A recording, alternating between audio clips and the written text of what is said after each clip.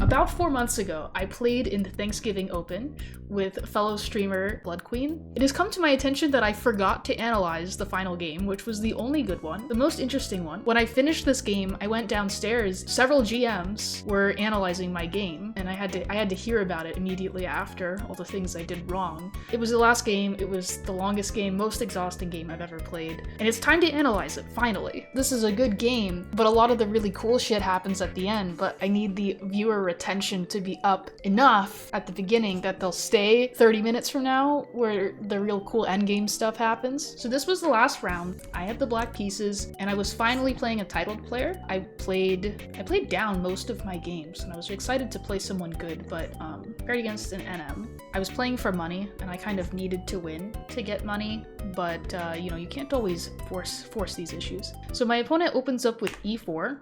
And I only know how to do one thing, and that's c5 in various fonts. And my opponent goes c3, knight f6, e5, knight d5, and d4. C takes d4. And, you know, most people who play this opening will play one of three moves. C takes d, bishop c4, or knight f3. My opponent played the move queen takes d4, which is not a good move. But it's this sort of queen takes d4 idea has been played against me several times, specifically by NMs who are trying to scrub bust me. So trying to get me out of theory into like a position I don't understand. I didn't know theory here, so I had to actually use my brain, which was quite unfortunate. The knight is attacked, so in the normal case, when the queen comes out early, you start chasing her, but right now there is no time for knight c6 because you just take the knight. A retreat I felt would be maybe not what we want so much here, and a kind of more common idea is to just go ahead with e6, which doesn't look that good at first glance because it feels like you're just creating weaknesses, but d6 will come to either put the bishop on d6, or take and put the bishop on d6, or if nothing happens, bishop e7, and it's kind of neutralized this weakness on d6. He was bishop c4, attacking the knight, kind of threatening to double my pawns and destroy my position. And I don't know why I didn't just go knight c6 here. I'm not entirely sure because the queen has to move somewhere. Queen e4, and then what was I afraid of? Knight b6, bishop e3. I don't really know. Maybe I was saving it. I just went knight b6, which is apparently dubious. But it seemed like the common way to respond. And I can go knight c6 at any time to kick the queen out, followed by d6. I mean, it's equal here. Black is equalized. Black is happy. So bishop b3, knight c6 attacking the queen, and queen e4. Trying to keep the queen in the center and cause me some issues here, but I honestly didn't see any reason not to go with d6. The only thing I'm really afraid of is this shit, because like in French structures, when there's a pawn on e5, for example, the horsey on f6 will not be defending h7 because it does not exist. And not only this, the horsey that could defend is over on b6, kind of as far away from the king as he can possibly be. So getting attacked is kind of a very scary thing that I'm worried about, but I need to get my pieces out. I have no space, I'm behind in development, kind of. d6. He surprises me, he takes on d6, which of course I'm happy with, because then I can develop the bishop in one move instead of two. If he were to hold off on taking with like knight f3, for example, and try to take after bishop e7, that might be better, but I guess the problem is I'm going to take everything. I don't really know. E takes d6, bishop takes d6, knight f3. Okay, here's my first question for the chat. Would you castle? Are you not afraid, or would you try to do something else? I mean, yeah, homework, whatever you want to call it, learning, educational content, interaction. Castle, I mean, what are you gonna do? Checkmate me? Yeah, I should castle. I should castle. I'm not gonna justify my play very much here. I'm just gonna tell you that I was tired and I was scared. I go queen c7, and my idea is, okay, maybe I'll castle, but maybe I'll go this way if you let me. And maybe, you know, if you castle, then I have counterplay. It all seemed very logical. But he goes a4, and his point is, you know, to harass the horse, this dumb horse that's been on a journey. He's going to go all the way back to f6, perhaps. So I want to go bishop d7, but if I do, then a5, and then where the knight go? I have to go to c8.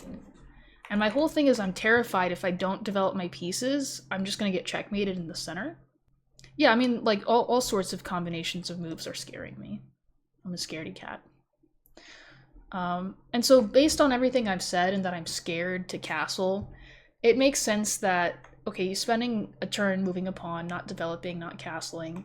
I thought I had time for knight d7, either threatening knight c4, picking the bishop up, and then of course I'm a lot less afraid of getting mated, or the knight comes to f6, and again, I'm less afraid of getting checkmated.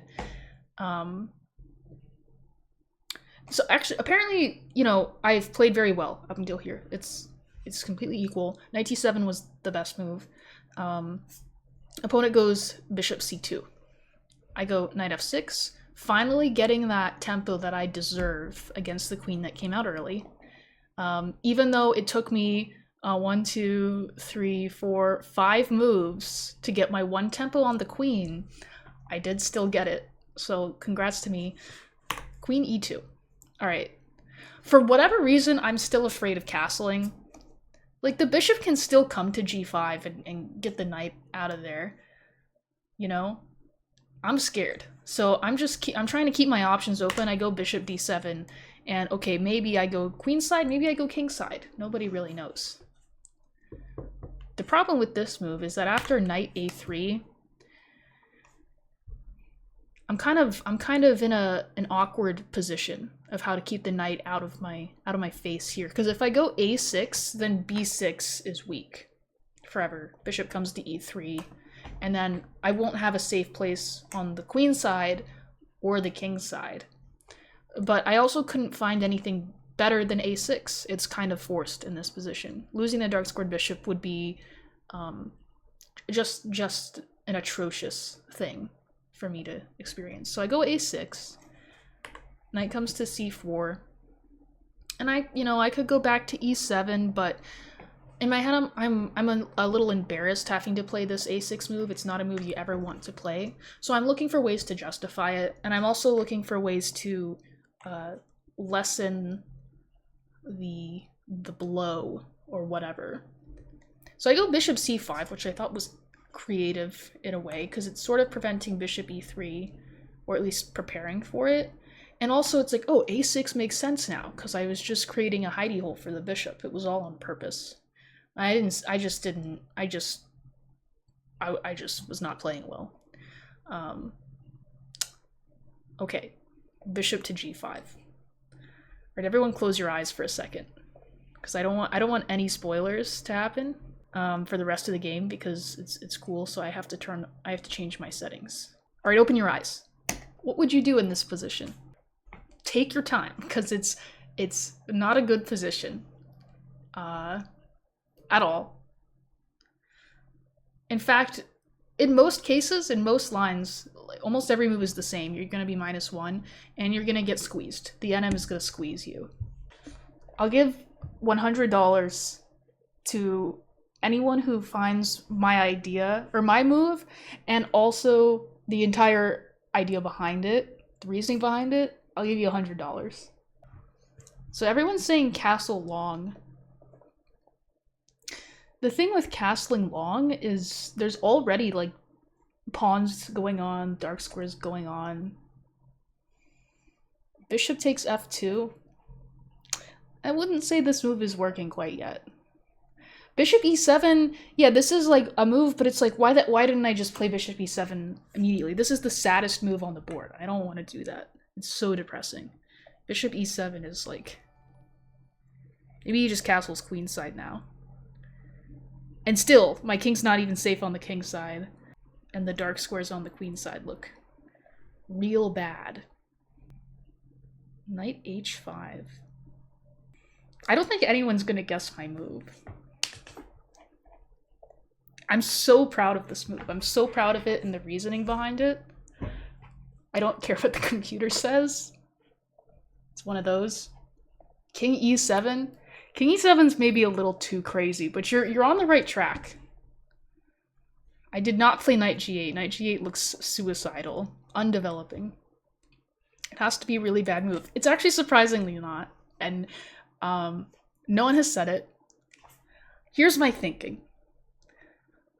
When you're getting attacked, like what are the functions of an attack? Like, what needs to happen in order for an attack to be successful? Okay, like, for one, attacks happen normally on one color square. What color square am I getting attacked on, whether I am on the king side, queen side, or the center? What color is the issue? The dark squares, exactly. Now, if my opponent does not have a dark squared bishop, I'm gonna feel a lot safer on these dark squares. So my thinking is, I castled kingside here, okay? And hear me out. He either needs to take immediately, if he wants to take advantage of this and make my king weak, or if not, on the next move, maybe I'll go bishop e7, or I'll go knight d5 even. But the point is, like, it's forcing. And the funny thing is, bishop takes f6 is a mistake now. Let's get those annotations back on the board. And this is what my opponent played, because of course he would do that. Of course. Why wouldn't you? But after g takes f6, castles queen... Okay, he didn't castle queenside, he played rook d1. It's a very similar idea. I then go rook d8, and I'm gonna go back into the center now, where I'm actually safer, and there's no dark squared bishop. So someone said king e7, but the whole issue was the dark squares, but now he doesn't have a dark squared bishop, so I'm gonna go back into the center. Right? It's pretty good, right? Like, what's he gonna do? Checkmate me? He goes queen e4? I just go king f8? Ignore that. Turn the annotations back off for when it says I make mistakes. This is an insane game. This is just the start, okay? I go king f8. I'm not worried about the pawns. I'm looking for, like, Banco type stuff if he takes, you know what I mean? And, like, his king, he needs to worry about his king at some point as well. So, queen takes h7, king e7. Okay. My opponent now goes b4. It is another black to play position where you have, like, I don't know. You could probably smell tactics. I was smelling tactics. And if you don't, then I'll walk you through why I smelled it. But I'll let you think for a second first. God, this game was so cool. I don't know why I put this off. Such self-sabotage. Okay, so I wanted to play knight takes b4 so freaking bad. I wanted to play it so bad, but the problem is in a lot of these lines, like, it feels like I'm gonna win the bishop in some way, but the queen is defending it. And I, like, couldn't figure this out. Sorry for loud, but I just realized, do I have my score sheet? I'd love to know how much time I spent. Holy shit, it's right here. Okay, wonderful. So we are on move 21. That's what I forgot to mention this, by the way. Not only was my opponent playing, like, weird openings and is an NM, he was playing bullet chess. Up until move 16, he had been gaining time. He was playing instantly. And so at this point, I'm already in, like, almost severe time pressure, at least, like, compared to my opponent. My opponent, after the move b4, has 75 minutes, and I have 28. And I'm so fucking tired. It's the last game in the tournament. It, like, figures, you know? And I have to do all this calculating shit. And I was I stand by every decision I made in this game. You smell some trapped queen. I smell that as well. So knight takes b4 might work. It might. I kind of forget, honestly. My move is, I think, a little bit better. Let me turn the computer on for a second. I forget. They're similar. They're similar. I was calculating this for a few minutes and I could not figure it out. And then I found the move queen f4, which is similar. Let's look at knight takes b4 first. So knight takes b4. I was worried about like this shit and like getting mated in the center of the board as well. And as soon as I was gonna send it automatic because he's playing really fast. I was like, there's a chance he just missed this tactic. But then like the longer I thought, the more I couldn't figure this out and the more afraid I felt. Like, this is terrifying. Maybe there's a way for me to get out of this, but I was just like, I need to budget my time. I'm not going into this crazy line for no reason. There's no reason to overcomplicate things. Queen f5 also targets this weak knight. And if he takes my bishop, okay, I am thrilled with this position. Okay, I don't care that I'm down a pawn. All of his pawns have been destroyed. I'm gonna have pressure like this. And now he's the one who can't castle as well. He's the one who's stuck in the center. I mean, I don't know what the eval is. Okay, it's still like only 0.1 for black, but this is such an improvement over everything else. And then other lines, are there other lines? Not sure. He throws bishop g6 in, which is terrifying, of course. Threatening to checkmate me in one. Even if I take the knight, it is still going to be checkmate because the rook's covering. d6. How do you defend f7? There's two ways to do it, right? Two ways? This move had a third idea behind it, by the way, but I don't want to spoil it. Probably bishop e8. Yeah, I agree. The bishop is doing the least. I think that undeveloping the rook would be a huge mistake. I guess that is obvious, but I thought I would throw it in just in case. The bishop is doing no more. Rook f8 loses. Yeah, that too. There's these rook d7 tactics. That too. Yes. Okay. Now my opponent is like, my knight is attacked. Ah! You didn't see that. It's black to play and win. And I don't care that you saw one spoiler. You need to give me the full line. Okay?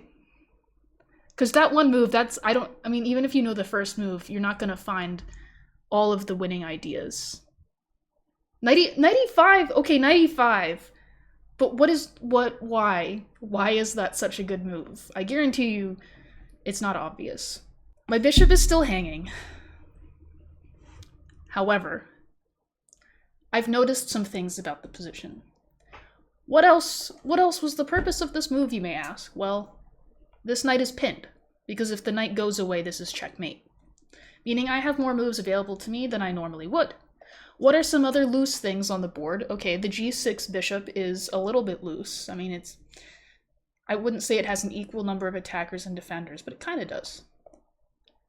Knight e5. Attacking the bishop, minimum. So if he takes like minimum, I take back. Maybe I have something better. But my opponent goes bishop e4, and again, it is black to play and win. And I have, let's see what my time situation was.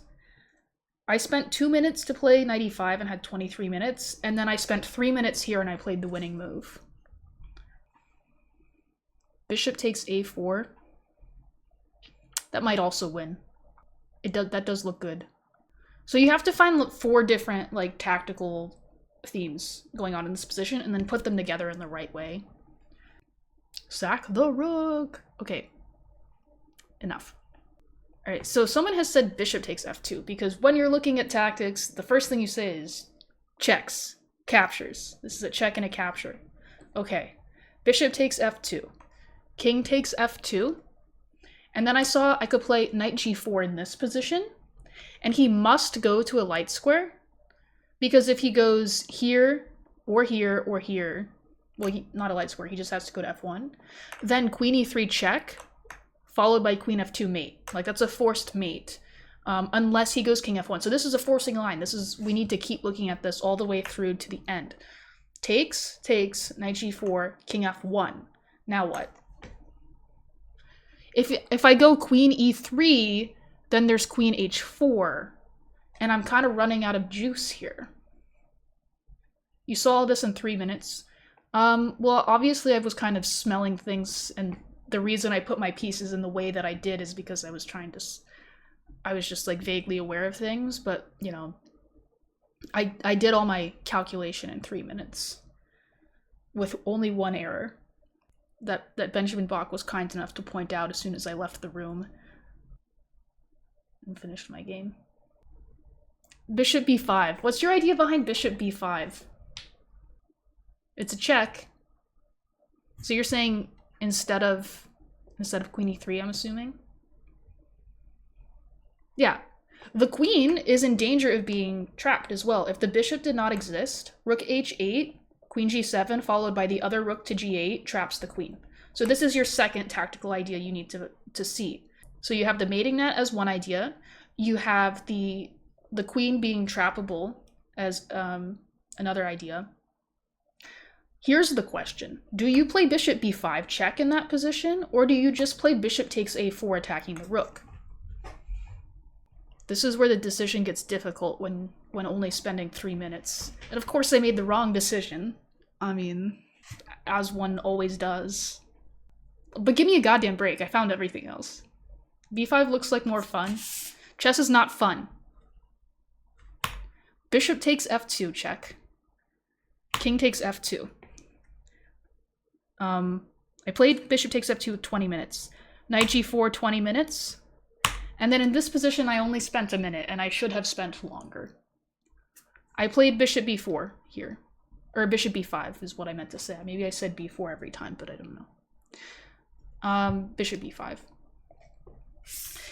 The thing is, like, yes, this is check, but why would you sack material when you don't have to? Is what I needed to, the thought I needed to come to me that just didn't. Bishop takes a4 is just fucking winning. This is attacked, and I'm gonna trap the queen, and I didn't sacrifice another piece. There was just absolutely no need to sacrifice a piece. And Benjamin Bach was sitting next to me playing his game because I was like on one of the top boards for this one, and he was watching, and I think I was like, oh, he's gonna love this, and I played bishop b5, and then of course, you know, 6 hours later when this game ends, because I didn't do the knockout, I had to suffer for another 6 hours. I mean, I'm exaggerating, it was probably like 2 or 3, but as soon as I leave the room, he's like, bishop takes a4 was just winning, right? I'm like, yeah. Okay, but I go bishop b5, and I have 19 minutes left, and my opponent has 69. Takes, rook h8, and I'm so happy here. I'm like, oh man, I was losing for so long. My position was so bad for so long, and I get to make moves. I get to do stuff, and I think that was also part of my impulsiveness with bishop b5 was because of the nature of my position for so long. For the beginning of this game, and I'm like, ooh, I get to play bishop b5. Yeah, I'm not gonna think longer than that. Why would I? He just takes the rook. And now I think this is like the first time where I like actually counted the material. He has a rook and 2 pieces for a queen. My only hope here, black is only like plus 0.9, which is so infuriating after finding all that.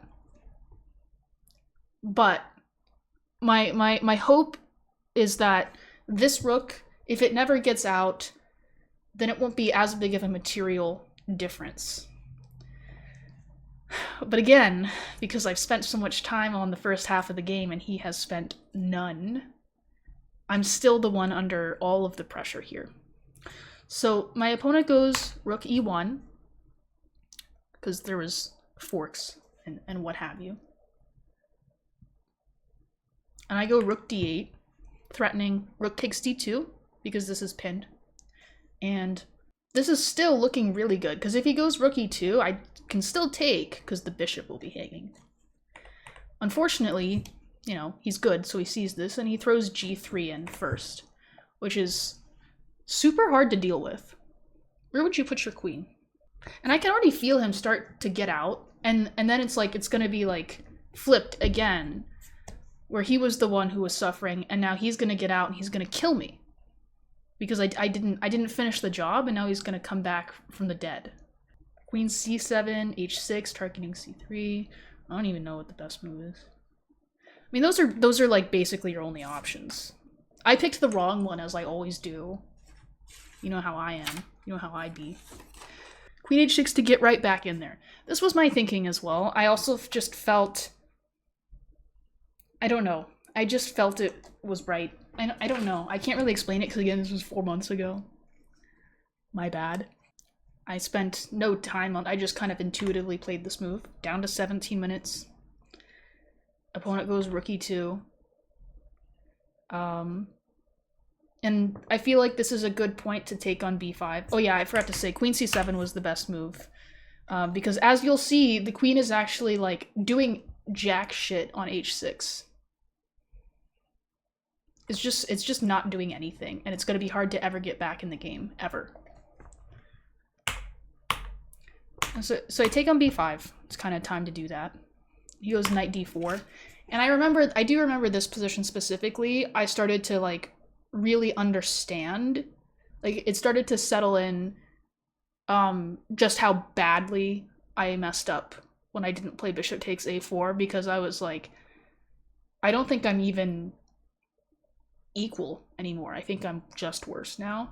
Like, his pieces are gonna get so active, and I have nothing.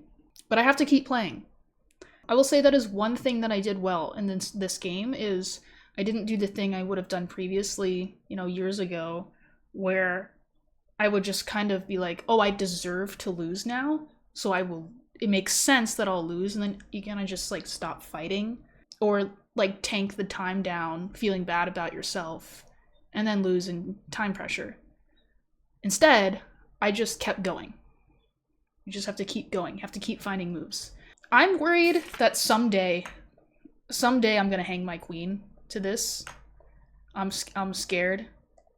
Because if the bishop goes away, this is pinned, and he's gonna fork me. So I just play king f8, just tuck him away, where no one can hurt him for now. I have 13 minutes, opponent has 51. h3, and now I'm never getting in. By the way, queen h3 didn't really do anything. I think bishop g2 at the very least. No, the knight was here. I don't know. Okay, I'm sure there was something. Knight e3 check. King f2. Knight d5.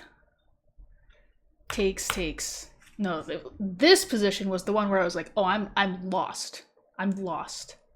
His knights are so freaking good. His rook is gonna get out. I'm down material, by the way. I have a queen, but I'm down material. I think this is... I don't think I realized that I was down material somehow until this point. Like really realized it. Alright, but he brings another piece into the game. Okay, what the hell do you do? Because you have two pieces that aren't doing anything and that are also too high value to do anything productive. Because these pair of knights control the entire board and you can't trade them off ever because you don't have a piece that is worth one of them. Your pieces are like too valuable. So how do you keep playing this horrible position? You also have 9 minutes. It does. This looks horrible. This is the type of game that you have to play, like, when you think about offering a draw on move 3 because you're tired and don't want to play at the end of a tournament, and then you're like, I guess I'll play. Okay, so queen h7 is basically what I did. I went queen g6 because I need to do something. I need to do something. The queen needs to find some realm where she's useful. There is none, but you have to try. g4, queen d3, attacking the c-pawn. Rook e3, queen c4. And now, okay, like, say what you will, but it is, I got lucky. But also, my opponent was moving fast. Like, he had 50 minutes here to make a better move. My opponent played h4. He's still winning, but it's black to play. This move is just not so accurate. He's giving me a chance. I'm still thinking about the end of this game, and I'm like, how the hell did I find all this stuff? when I was this tired. Yeah, so h3 undefends g4. So I just play e5. The knight has to move, and now I can take on g4, and I'm like, oh my god. Am I gonna be okay? Okay, knight g3, black to play. There's a lot happening here. I began to think I might win again. God, how much time did I have here? I spent 1 minute on this move, which is crazy. I have 7 minutes. f5, big D plays. Okay, so we need to examine some tactics. f5, the idea is clear. I want to fork your pieces with check and like checkmate you, and it's all wonderful. The problem, however, is after f5, e5 is hanging. Now, he can't play knight takes e5, because after rook takes e5, rook takes e5, queen f4, I win the rook. But if he plays rook takes e5, and you try the same tactic, rook takes e5, knight takes e5, queen f4, the knight can come back, and there aren't even any checks. So if you go f5, you need a response to rook e5. Otherwise, you're just losing a pawn. More big D plays? Okay, f5, rook e5, you want to go f4. Attacking the knight. But what if he takes your rook? Then, queen takes g3. He has to go to a light square. So either here, taking the knight, forking his remaining pieces, or he has to go here, and I go queen g2, and I pick up his rook. So I go f4, rook takes e5, I spend 3 minutes straight making sure, and I go f4. I'm now down to 3 minutes, and I'm like, what the hell's going on here? There's more. There's so much more tactical shit going on here than you would ever even think. So this is all true. If he takes, take, here, I win all of his stuff. If here, I go here, and, you know, I'm gonna check and like maybe even repeat and end up winning this rook in some way. Okay, so he doesn't do that though. He goes knight e4. Rook d3 looks great. The problem with rook d3, and I had to see this shit with 3 minutes on my clock. Oh, I'm getting a raid from Dina Belankaya. You're all gonna love this.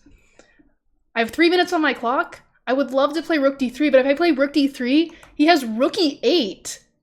And if I take, he wins my queen. And if after rook e8, I go king g7, he still goes rook g8, king takes g8, and wins my queen. So I'll show that. I wanted to play this move, but then he goes here, and I lose, and I can't even run away, because I still lose. Okay, so rook d3 doesn't work. So what the hell do you do here? Apparently none of this worked.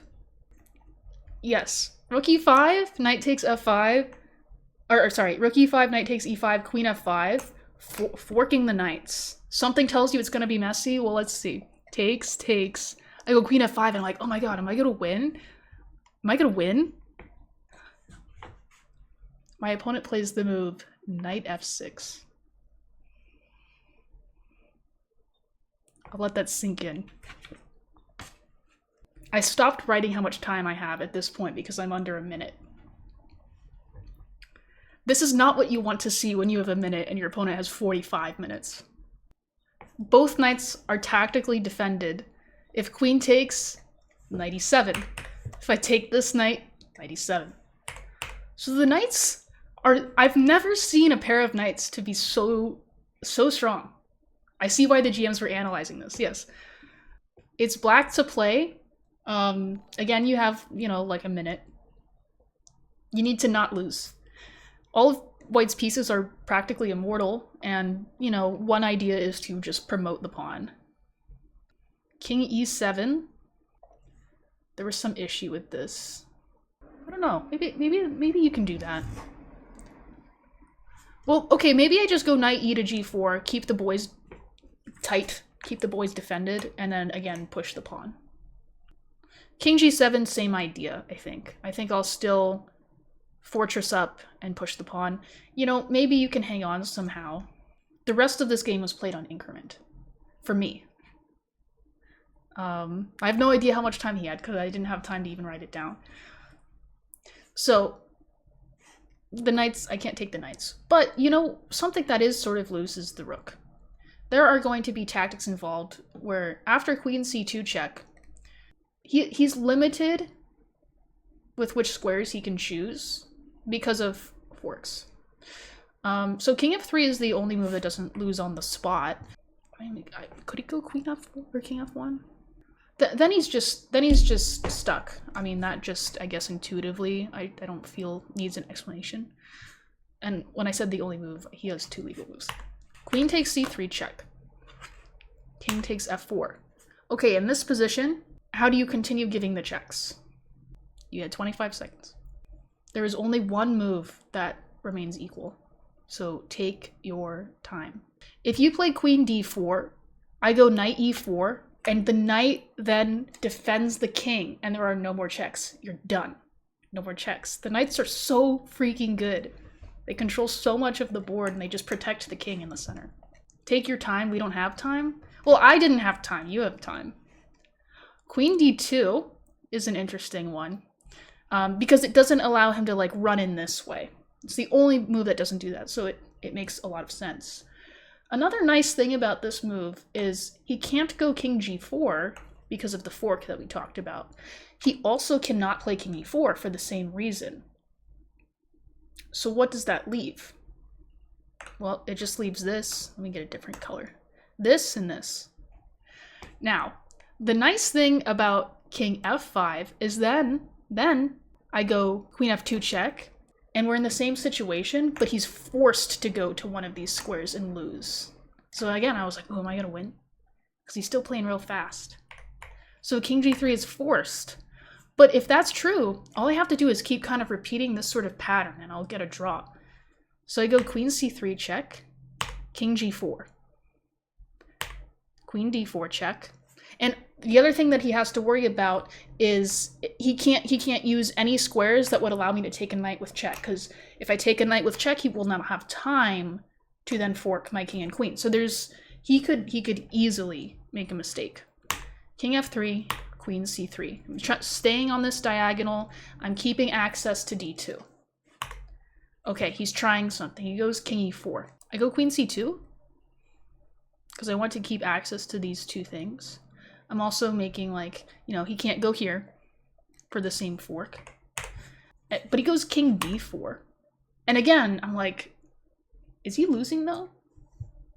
Because after queen b2, he's basically in a zugzwang. He can't go back now because of this. He can't go king d3 because of this. He can't go king c5 because I take the knight with check. He can't go king e3 because I take the knight with check. So he has one move that doesn't lose now, which is king d3, which he plays, of course. And now I just kind of repeat the sequence. Queen b3, king e4, queen c2, key move, king f3, queen c3, king g4, queen d4, king h3. And then he finally offered a draw here. I felt it was his job to do so. I obviously want to draw. I did keep having throughout this game like just insane delusions that I was gonna win, and I think the reason I drew this game is because I successfully talked myself out of playing this position for a win. Because it's easy to have that memory of like, you know, I was winning. I had a killer attack. I found a lot of tactics, but I'm not winning. And if I tried to win, I would lose. So this 60 move game, it was the last game of the tournament and also the round. Like no one else was playing when we finished. All for a draw, which I think in the past I would have been like, well, what was the point of any of it? But there was so much chess in this one game. It was very fun. But I think the main thing I took away from this was like being physically fit would help with games like this, because if you have good stamina and like physical health, like I was able to find all these moves, but just barely, just barely, and I was completely exhausted after the game. I was unable to speak. Like I left the room, I went downstairs, the GMs are analyzing the game, and they were like trying to talk to me about it, and I ran. I didn't have any thoughts because I used them all. I used all of my thoughts, you know? Like, it's just not sustainable. So, ever since this game, I've made a point of taking more care of my physical health. Yes, Queen C2, it was a draw after Queen C2. It was all equal. Let me pull up the graph. That's a funny graph. Okay, let me...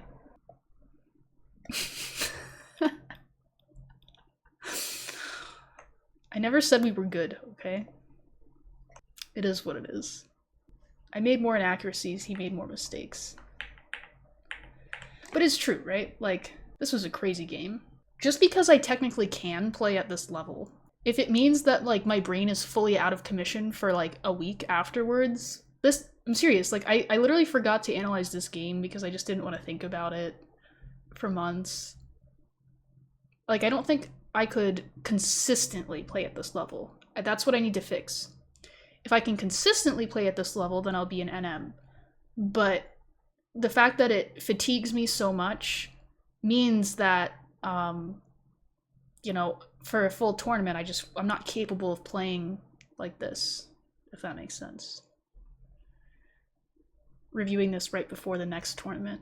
Maybe, but yeah, that's true. I'm playing in a tournament this weekend by myself. None of my friends are playing, so